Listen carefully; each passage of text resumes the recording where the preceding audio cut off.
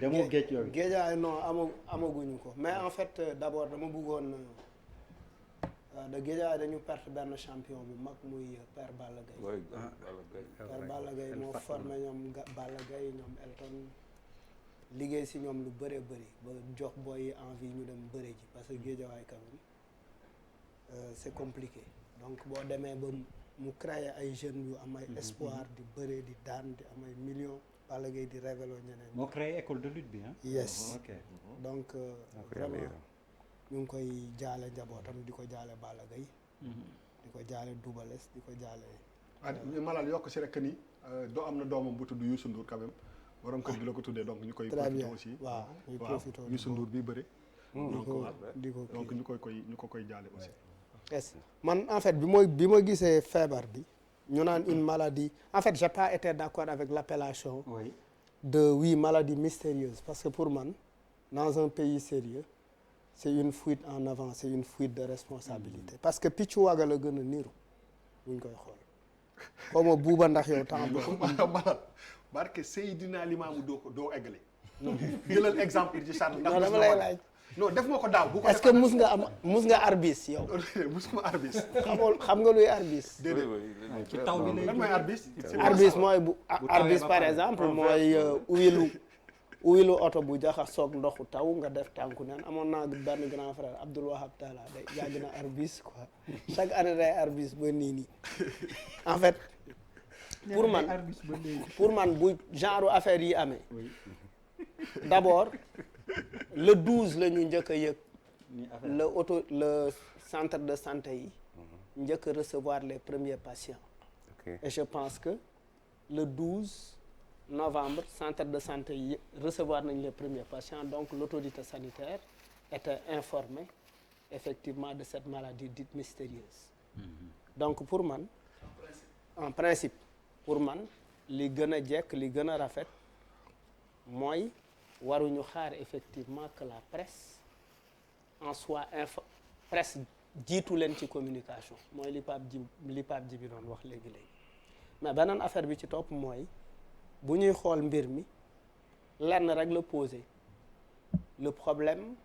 de la surveillance et du contrôle de l'espace maritime c'est-à-dire ñu ngi ci géej lu fa munti am war nañ ko mun a xam ñu ngi 2020 bàkk nañ fi ay programme numérique wax fi ay digital wax fi ay affaires yu nekk def ci ay milliards en fait qu'est-ce qui se passe parce que pendant que nos quartiers parce que ay Almadies Fann Résidence Ouest Foire un peu partout nous sommes sous surveillance parce que quand même les gens ñu ngi surveiller nit ñi un peu partout il y a des caméras de surveillance pour man au même point de vue ni Ali Haïdar defoon bi mu nekkee ministère de l'environnement